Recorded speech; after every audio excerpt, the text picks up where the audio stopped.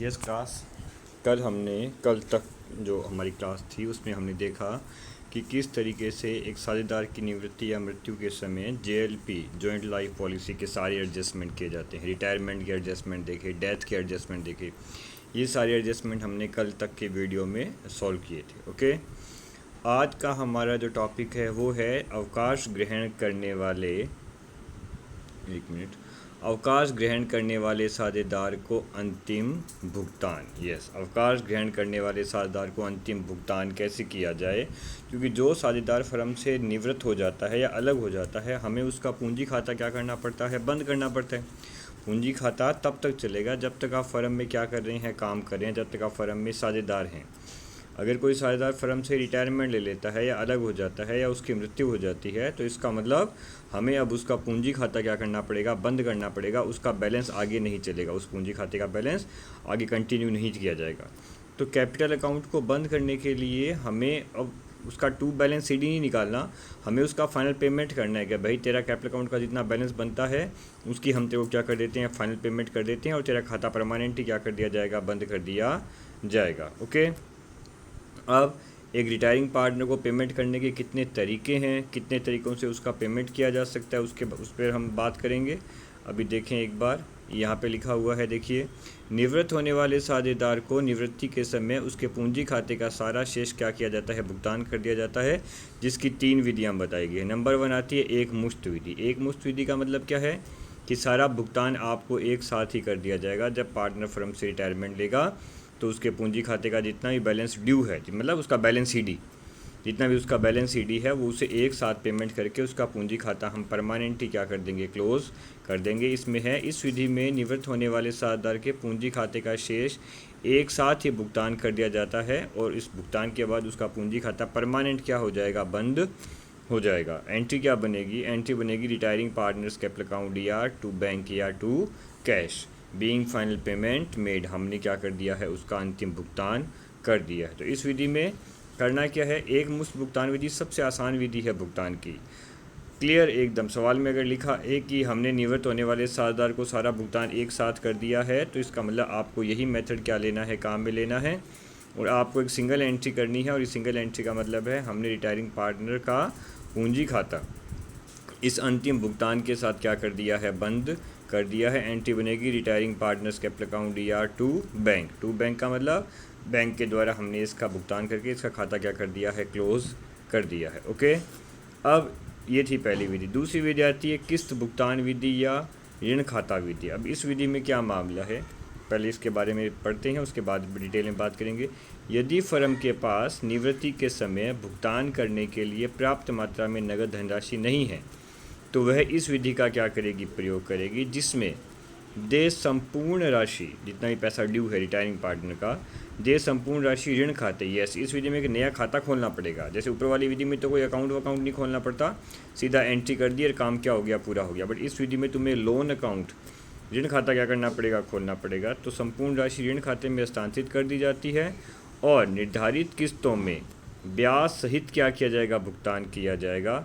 सूचना के अभाव में बकाया पर, मतलब लोन अकाउंट पर ब्याज की दर क्या मानी जाती है, 6% वार्षिक की मानी जाती है। ओके, चलिए, ये तो है इसकी थ्योरी। अब अपनी इसमें बात करते हैं कि देखिए, जब कोई पार्टनर रिटायर होगा तो हमने कहा कि उसका खाता बंद करना पड़ेगा। खाता बंद करने के लिए हमें उसकी पूरी पेमेंट क्या करनी है, क्लोज करनी है। अभी पेमेंट कर दो और खाता क्या कर दो, उसका बंद कर दो।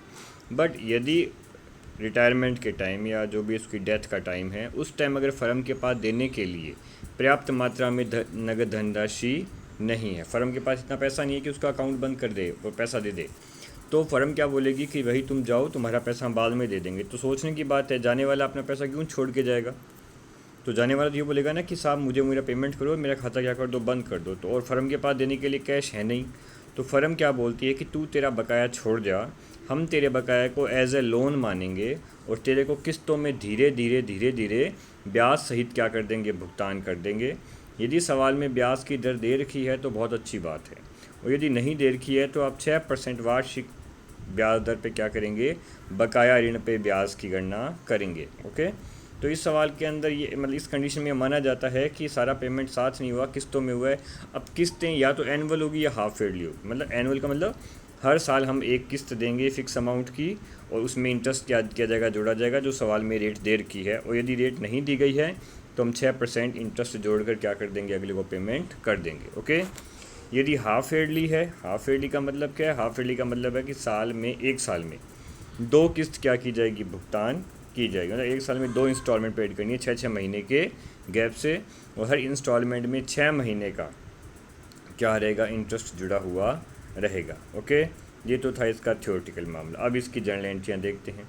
सबसे पहली एंट्री हमें क्या करनी है कि रिटायरिंग पार्टनर का पूंजी खाते का जो भी बैलेंस है वो उसके लोन खाते में क्या करना है, ट्रांसफ़र करना है ना। सारा बैलेंस कैपिटल अकाउंट से निकाल के लोन अकाउंट में क्या कर दीजिए, ट्रांसफ़र कर दीजिए। ओके। एंट्री क्या बनेगी, एंट्री बनेगी retiring partners capital account DR to retiring partners loan account, कि हमने पूंजी खाते का बैलेंस किस खाते में डाल दिया है, लोन खाते में डाल दिया है। ओके। तो पहली एंट्री वो है जिसमें हम सारा बैलेंस क्या करते हैं, कैपिटल अकाउंट से निकाल के लोन अकाउंट में क्या कर देते हैं, ट्रांसफ़र कर देते हैं। अब आती है एंट्री दूसरी एंट्री क्या बनेगी, दूसरी एंट्री बनेगी कि वर्ष के अंत में, या मतलब वर्ष का मतलब अगर आपका एनुअल है तो मार्च एंडिंग है, अगर आपका हाफ ईयर है तो अप्रैल मई जून जुलाई अगस्त सितंबर एंडिंग है, ठीक है। तो अक्टूबर मतलब सितंबर एंड में।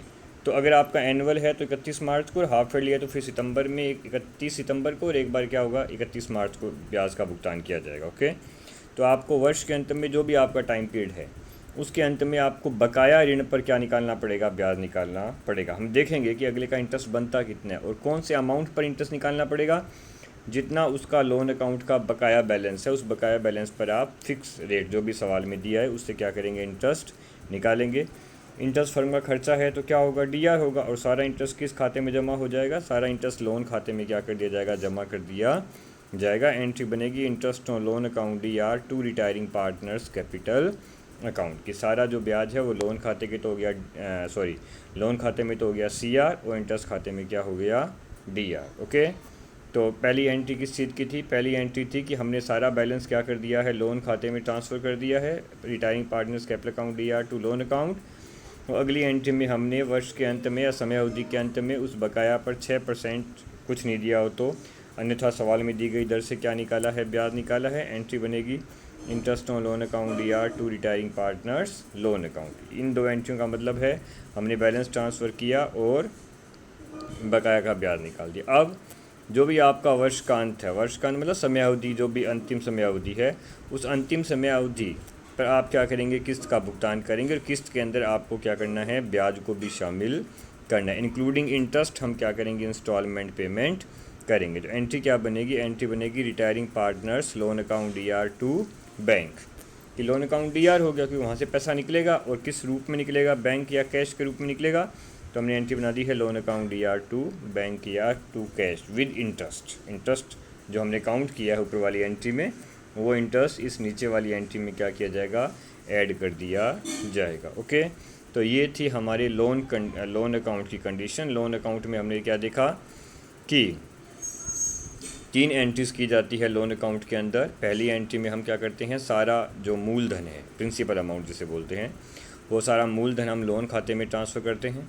फिर सेकंड एंट्री में हम क्या करते हैं, उस लोन की बकाया धनराशि पर ब्याज की गणना करते हैं। और तीसरी एंट्री में हम क्या करते हैं, उस बकाया पर जो भी हमारा जो भी हमारी इंस्टॉलमेंट है, तीसरी एंट्री में हम क्या करेंगे, जो हमारा मूलधन है, एनुअल इंस्टॉलमेंट या हाफ ईयर इंस्टॉलमेंट जो भी है, उसके अंदर ब्याज जोड़ के क्या कर देंगे, रिटायरिंग पार्टनर का पेमेंट कर देंगे। ओके।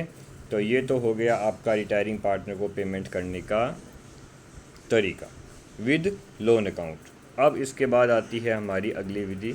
अगली विधि का नाम है वार्षिकी विधि। वार्षिकी विधि को तो देखो यूँ मान के चलते हैं कि वार्षिकी विधि एक तरीके से पेंशन की तरह है। जैसे कोई कर्मचारी रिटायर होता है तो कंपनियां उसे क्या देती है, या गवर्नमेंट उसे क्या देती है, पेंशन देती है। पेंशन का मतलब क्या है, पेंशन का मतलब है कि जब तक आप जीवित हैं आपके खाते में एक फ़िक्स राशि हमेशा क्या कर दी जाएगी, ट्रांसफ़र कर दी जाएगी।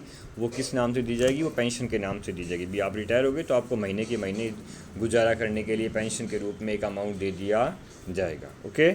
जब तक आप जीवित हैं आपको मिलेगा। उसके बाद तो कंपनियों में या गवर्नमेंट सेक्टर में क्या होता है, कर्मचारी की पत्नी को उसका हाफ इंस्टॉलमेंट मिलता रहता है पेंशन का। बट हमारे यहाँ क्या है कि वार्षिकी विधि में जस्ट लाइक लोन वो है पेमेंट पेंशन ही है, बट ये पेंशन या ये वार्षिकी तब तक ही मिलेगी जब तक साझेदार जीवित है।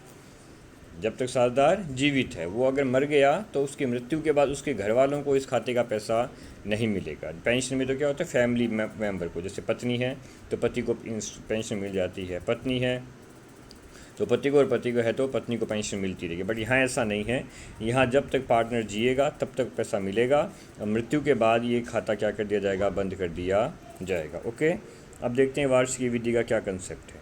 इस विधि में फर्म निवृत्त होने वाले साझेदार को जीवन पर्यंत, देखो इसमें है लाइफ लॉन्ग, जब तक आप जिएंगे, जीवन पर्यंत एक राशि ब्याज सहित क्या करेगी, भुगतान करेगी। और हम ये मान कर चलेंगे इस विधि में कि जो भी वार्षिकी सवाल में दी आती है, क्योंकि इस सवाल में वार्षिकी का अमाउंट सवाल में दिया आएगा ना, तुम्हें वार्षिकी निकालनी नहीं पड़ेगी, वो दिया आएगा कि फर्म वार्षिकी 10,000 की देती है, वार्षिकी 15,000 की देती है, वार्षिकी 5,000 की देती है। तो ये मानेंगे कि जो भी राशि वार्षिकी दी जाएगी उसमें ब्याज को शामिल ही माना जाता है। मतलब जैसे लोन अकाउंट में तो क्या होता है कि जो इंस्टॉलमेंट हम देते हैं पार्टनर को, उसमें हमें क्या करना पड़ता है, लोन ऐड करना पड़ता है, लोन इंटरेस्ट क्या करना पड़ता है, ऐड करना पड़ता है। बट इस विधि में ऐसा नहीं है। इस विधि के अंदर जो इंस्टॉलमेंट, जो एन्युटी सवाल में दी आती है, उसमें ब्याज को पहले से क्या मान लिया जाता है, शामिल मान लिया जाता है। ये थोड़ा ध्यान रखेंगे कि लोन अकाउंट का क्या नियम है। लोन अकाउंट में आप इंस्टॉलमेंट के अंदर इंटरेस्ट क्या करेंगे, ऐड करेंगे। जैसे लोन अकाउंट के अंदर ये देखिए, ये जो इंस्टॉलमेंट पेड की है उसमें इंटरेस्ट क्या करना पड़ता है, हमें ऐड करके दिखाना पड़ता है कि ये तो भाई प्रिंसिपल अमाउंट था, इसमें क्या जोड़ दिया, इसमें हमने इंटरेस्ट क्या कर दिया है, ऐड कर दिया है। बट एन्युटी में क्या होता है कि जो एन्युटी सवाल में दी आती है ना, उसमें प्रिंसिपल अमाउंट और इंटरेस्ट अमाउंट को पहले से क्या माना जाता है, शामिल माना जाता है। ये दोनों में फ़र्क है, बाकी दोनों में कोई फ़र्क नहीं है कि लोन अकाउंट के अंदर पेमेंट के अंदर हमें प्रिंसिपल प्लस इंटरेस्ट जोड़ना पड़ेगा, एन्युटी में हमें जोड़ना नहीं पड़ेगा, क्योंकि जो एन्युटी सवाल में दी आती है उसके अंदर इंटरेस्ट और मूलधन मतलब प्रिंसिपल अमाउंट क्या माना जाता है, पहले से ही शामिल मान लिया जाता है। ओके, दूसरी बात, यदि मान लो कि साझेदार की डेथ हो गई, मतलब 2-3 एन्युटी पेड की, 4 एन्युटी पेड की, 4 एन्युटी मतलब 4 साल, ये कभी हाफ ईयरली नहीं होती, एन्युटी कभी हाफ ईयरली नहीं होगी, एनुअली होगी। तो 4-5 एन्युटी देने के बाद मान लो उस पार्टनर की क्या हो गई, डेथ हो गई। अब क्या करें, अगर 4-5 एन्युटी देने के बाद उसकी डेथ हो गई है तो बचा हुआ पैसा उसके घर वालों को नहीं मिलेगा, बचा हुआ पैसा शेष साझेदारों में क्या कर दिया जाता है, बांट दिया जाता है। ये ऐसा नहीं है कि चलो आपकी डेथ होगी तो आपकी वाइफ या आपके बच्चों को पैसा मिल जाएगा, नो। लोन अकाउंट में ऐसा होता है, ऊपर वाली विधि में ऐसा होता है कि आप जियो चाहे मरो, वो सारा पैसा आपको या आपके फैमिली मेम्बर्स को इंस्टॉलमेंट में क्या किया जाएगा, दिया जाएगा। बट एन्युटी में ऐसा कोई नियम नहीं है। एन्युटी तब तक चलती है जब तक आप जिंदा हैं, मतलब साझेदार जिंदा है। साझेदार की मृत्यु के बाद एन्युटी खाते का बैलेंस पुराने साझेदारों में या शेष साझेदारों में क्या किया जाएगा, बांट दिया जाएगा। ओके, अब आती है इसकी एंट्री। देखो ऊपर वाली विधि लोन अकाउंट थी और ये एन्युटी है, इन दोनों की एंट्रीज़ में कोई डिफरेंस नहीं है। बस हम क्या करेंगे, जहाँ ऊपर लोन अकाउंट लिख रहे थे ना, वहाँ पे क्या लिख देंगे, अब एन्युटी अकाउंट लिख देंगे, मतलब वार्षिकी। ऊपर हर जगह लोन अकाउंट का नाम आ रहा था, अब यहाँ पे एन्युटी का नाम आ जाएगा। बाकी जर्नल एंट्रीज़ क्या चलेंगी, सेम टू सेम ही चलेंगी। जैसे पहली एंट्री है कि पूंजी खाते का शेष उसके लोन अकाउंट में क्या कर दिया जाए, ट्रांसफ़र कर दिया जाए। तो पूंजी खाते का बैलेंस लोन नहीं एन्युटी, पूंजी खाते का बैलेंस एन्युटी खाते में क्या करना है, ट्रांसफ़र करना है।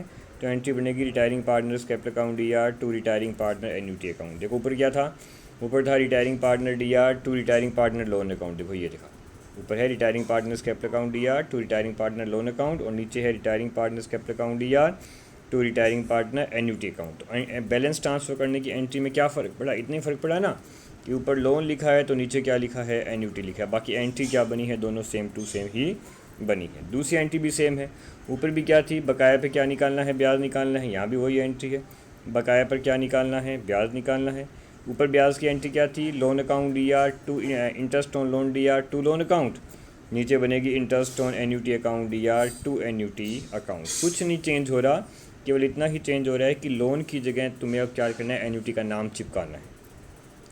तो पहली एंट्री क्या रही, पहली एंट्री रही बैलेंस ट्रांसफ़र करने की, एंट्री बनी retiring partners capital account DR to retiring partner annuity account.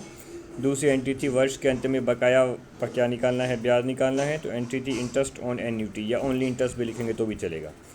Interest account D R to annuity account की इंटरेस्ट को डी आर किया और एन्यूटी अकाउंट में क्या कर दिया, सी आर कर दिया। उसके बाद हमारी लास्ट एंट्री क्या रहती है, लास्ट एंट्री रहेगी कि हमें एन्यूटी का क्या करना है, भुगतान करना है, एन्यूटी की क्या करनी है, पेमेंट करनी है। एन्यूटी की पेमेंट करने की वही एंट्री है जैसे ऊपर थी। एन्यूटी के पेमेंट की एंट्री रहेगी annuity account D R to cash या to bank, annuity account D R to cash और बैंक। और ये एंट्री उस अमाउंट से बनेगी जो सवाल में दिया हुआ है, वो सवाल में एन्यूटी का अमाउंट दिया आएगा तुम्हें। सवाल में लिखा आएगा कि एन्यूटी 5,000 की है तो ये एंट्री 5,000 की करनी है। सवाल में लिखा है एन्यूटी 10,000 की है तो ये एंट्री कितने की होगी, 10,000 की होगी। सवाल में लिखा है एन्यूटी 4,000 की है तो ये एंट्री 4,000 की होगी। तुम्हें उसमें अलग से कोई इंटरेस्ट ऐड नहीं करना है, क्योंकि एन्यूटी के अंदर हम ये मानकर चलते हैं कि सब कुछ पहले से ही क्या हो चुका है, ऐड हो चुका है। आपको उसमें अपना कोई ज़्यादा मिर्च मसाला डालने की आवश्यकता नहीं है। ओके, अब आती है एक्स्ट्रा एंट्री। देखो ये 3 एंट्रियाँ जो ऊपर हमने 3 एंट्रियाँ की ना, बैलेंस ट्रांसफ़र, इंटरेस्ट कैलकुलेट और पेमेंट, ये तीनों एंट्रियाँ लोन अकाउंट वाले मेथड में भी थी, ऊपर वाले मेथड में भी थी, आप बाद में देख सकते हैं। ओके, बट ऊपर वाले मेथड में तो क्या होता है कि बैलेंस ट्रांसफ़र, इंटरेस्ट और पेमेंट, ये सिलसिला बार बार चलता रहेगा। भाई एन्यूटी में क्या होता है, ये सिलसिला चलता रहता है जब तक आप जिंदा हैं, जब तक पार्टनर जिंदा है ये सिस्टम चलेगा। जैसे ही पार्टनर की डेथ हो जाएगी तो डेथ के बाद खाता बंद करना पड़ेगा। खाता बंद करने से में क्या करना पड़ेगा, खाता बंद करते समय हमें उसका बैलेंस, मतलब उस एन्यूटी अकाउंट का जितना ही बैलेंस है वो रिमेनिंग पार्टनर के खाते में क्या करना है, ट्रांसफ़र करना है, उसकी फैमिली मेम्बर के खाते में ट्रांसफ़र नहीं करना है। तो यदि किसी साझेदार की जो रिटायर हुआ है उसकी डेथ हो जाती है तो डेथ के बाद हम क्या एंट्री करेंगे, हम एंट्री कर देंगे annuity account D R to remaining partners capital account कि हमने एन्यूटी खाते का जो सारा बैलेंस है वो क्या कर दिया है, शेष साझेदारों के पूंजी खाते में क्या कर दिया है, ट्रांसफ़र कर दिया है। तो डेथ के बाद सारा बैलेंस रिमेनिंग पार्टनर को क्या किया जाएगा, ट्रांसफ़र कर दिया जाएगा। ओके, अब एक अपोजिट सीन भी हो सकता है ना। एक तो ये है कि चलो हमने 4-5 एन्यूटी दी, उसकी डेथ हो गई तो चलो भाई डेथ के बाद बैलेंस क्या कर दो, बच्चे लोगों को दे दो। एक इसका जस्ट रिवर्स अपोजिट सीन क्या है, अपोजिट सीन ये है कि मान लो उसकी डेथ ही ना हो और वो भगवान की दया से 100 साल जी जाए या 100 साल से भी ऊपर जी जाए। अब आपके एन्यूटी खाते का बैलेंस ख़त्म होने को आ गया, मतलब वो नहीं मर रहा, खाते का बैलेंस क्या हो रहा है, फिनिश हो रहा है, बट उसकी डेथ नहीं हो रही है। अब ऐसी कंडीशन में क्या करेंगे, हमने तो कमिटमेंट किया है कि तेरे को जीवन भर पैसा मिलेगा, वार्षिक जीवन भर होती है जब तक आप जीते हैं, तो जीवन भर का मतलब जब तक आपकी डेथ नहीं हो जाती देना पड़ेगा पैसा। उधर फर्म का खाते का बैलेंस क्या हो रहा है, ख़त्म हो रहा है, एन्यूटी का आपकी डेथ नहीं हो रही, मतलब सॉरी आपकी मतलब पार्टनर की डेथ नहीं हो रही, तो इस कंडीशन में फर्म पैसा कहाँ से देगी, खाते का बैलेंस तो ख़त्म होने को आ गया। अगर ऐसा मामला आ जाए कि जैसा इसमें ऊपर लिखा भी है ये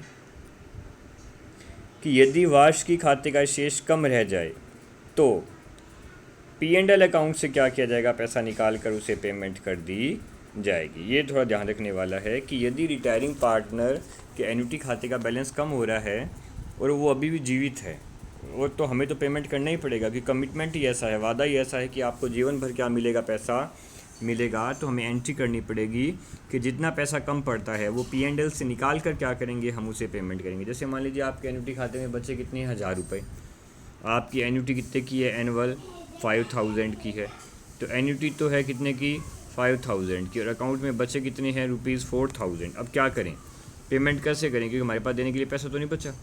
अब ऐसी कंडीशन में आप क्या करेंगे, ऐसी कंडीशन में हमें ये करना है कि हमारे खाते में पड़े हैं कितने, 4, और हमारी एन्यूटी कितनी है, 5 की, तो बचा हुआ 1,000 रुपया P&L से निकाल कर पहले एन्यूटी अकाउंट में हम क्या करेंगे, ट्रांसफ़र करेंगे। भी हमें देने कितने हैं एन्यूटी के, 5, और बैलेंस कितना बचा है मेरा, 4, तो 5 - 4 1,000 का डिफरेंस आ गया ना। ये 1,000 का डिफरेंस P&L से निकाल के आप एन्यूटी खाते में ट्रांसफ़र करेंगे, बाद में उसे 5,000 की क्या कर दी जाएगी, पेमेंट कर दी जाएगी। तो ये था कंसेप्ट कब, जब आपके पास बैलेंस क्या पड़ जाए, कम। देखो ऊपर या तो मृत्यु या ये बैलेंस कम, इन दोनों में से एक ही कंडीशन आएगी आपके पास। दोनों कंडीशन ऐसा एक साथ नहीं आ सकती कि वो मर भी जाए, खाते का बैलेंस ही कम पड़ जाए। या तो ऐसा होगा कि वो मृत्यु हो रही है, या ऐसा होगा कि खाते का बैलेंस क्या पड़ गया, कम पड़ गया। तो मृत्यु हो गई तो बैलेंस बचे हुए लोगों में क्या कर दीजिए, डिवाइड कर दीजिए, और वो जीवित है, वो खाते में बैलेंस कम है, तो बचा हुआ बैलेंस जो कम पड़ गया वो P&L से निकाल कर आप क्या कर दीजिए, रिटायरिंग पार्टनर को पेमेंट कर दीजिए। ओके, चलिए अब आते हैं हम नेक्स्ट, आगे चलते हैं, आगे मामला क्या है। आगे का जो टॉपिक है वो इन सब से अलग है। देखो, रिटायरिंग पार्टनर को पेमेंट करने की 3 विधियाँ थी। हमने तीनों विधियों के बारे में क्या की बात की। पहली विधि कौन सी थी, एक बार रुकिए, अभी हम रिवर्स चलते हैं। पहली विधि थी एक मुश्त विधि। एक मुश्त विधि में हम सारा पेमेंट क्या कर देते हैं, एक साथ कर देते हैं और खाता क्या कर दिया जाता है, बंद कर दिया जाता है। दूसरी विधि थी लोन का मेथड। लोन में 3 एंट्री फिक्स हैं केवल, बैलेंस ट्रांसफ़र करने वाली, बकाया का ब्याज निकालने वाली और किस्त का भुगतान करने वाली। उसके बाद क्या आता था, उसके बाद आया था आपका,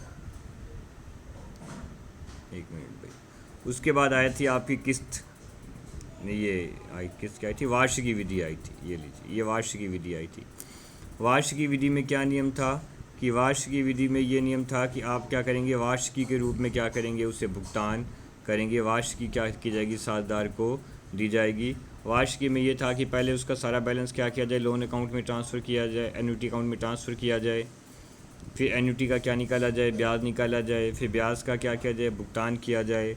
और उसके बाद क्या करना था कि जो कम पैसा पर जो मृत्यु हो जाती है, तो मृत्यु के बाद सारा पैसा क्या दे दो, रिटायरिंग पार्टनर को दे, रिमेनिंग पार्टनर को दे दो। और पैसा कम पड़ जाए तो P&L से निकाल के क्या किया जाएगा, भुगतान किया जाएगा। ओके, ये थी ये सारी विधियाँ। अब इसके बाद हमारा आता है नेक्स्ट टॉपिक। इस चैप्टर का अगला टॉपिक जो है, क्योंकि ये थ्योरेटिकली लंबे चैप्टर हैं ये। लेखा वर्ष के अंत में, लेखा वर्ष के मध्य साझेदार के निवृत्ति लेने की दशा में। अब ये क्या मामला है, देखो, यदि कोई पार्टनर, ये मानकर चलते हैं कि यदि कोई पार्टनर की डेथ 31 मार्च को होती है या वर्ष के अंत में होती है, यदि किसी साझेदार की डेथ 31 मार्च या वर्ष के अंतिम दिन होती है, तो ये डजन मैटर, ये इतना मैटर नहीं करता, क्योंकि 31 मार्च को डेथ हुई, 31 मार्च को पार्टनर ने रिटायरमेंट ले लिया, तो इसका मतलब है कि 31 मार्च तक का आपका पूरा हिसाब किताब क्या था, क्लियर था। और 1 अप्रैल से आपने फर्म से रिटायरमेंट क्या कर लिया, ले लिया, तो ठीक है भाई, 31 मार्च तक का तेरा हिसाब किताब क्लियर है, कल से मत आना। जो 31 मार्च तक का तो हिसाब बनाया हुआ है ना आपका, तो आप कल से छुट्टी पर हो, कल से आपका काम फिनिश फर्म में। बट प्रॉब्लम तब आती है जब एक साझेदार साल के बीच में फर्म से क्या हो जाता है, अलग हो जाता है। साल अप्रैल में शुरू हुआ, आपने 1 अक्टूबर तक काम किया, तो अप्रैल मई जून जुलाई अगस्त सितंबर, आपने तो 6 महीने क्या कर दिया, फर्म में काम कर लिया ना। अब साल के बीच में आप फर्म छोड़ के जा रहे हो, तो साल के बीच में फर्म छोड़ के जा रहे हो, तो इस समय हिसाब किताब थोड़ा मेंटेन करना क्या रहेगा, मुश्किल रहेगा।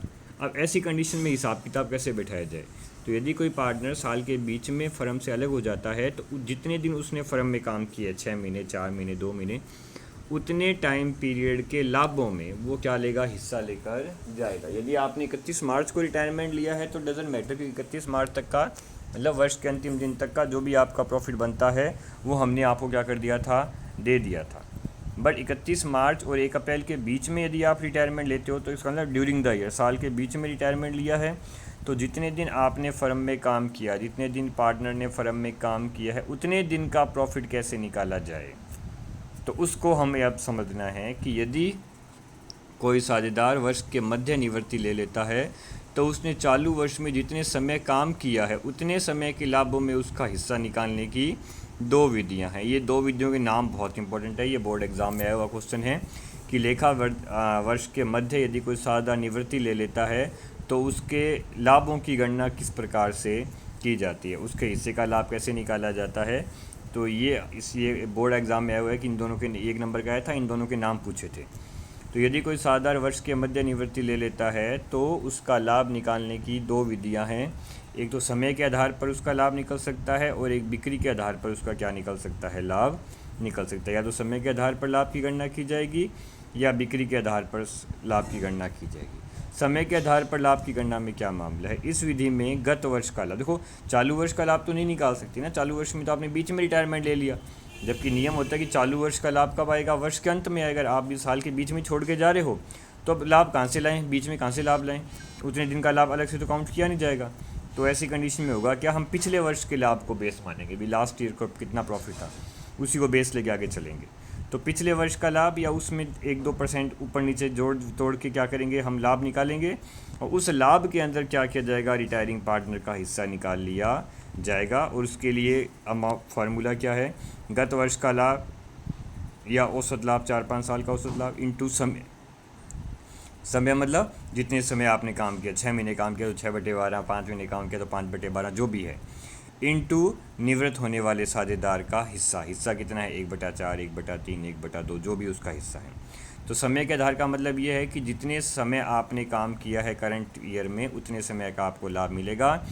और ये जो लाभ है ये कहाँ से आएगा? ये पिछले वर्षों के लाभों का औसत होगा, या पिछले वर्ष का लाभ होगा, या उसमें कुछ ऐड या लेस करके क्या किया जाएगा? आपको लाभों में हिस्सा दे दिया जाएगा। ओके, अब इसका जो नेक्स्ट मेथड है उसके बारे में हम कल बात करेंगे क्लास। Thank you.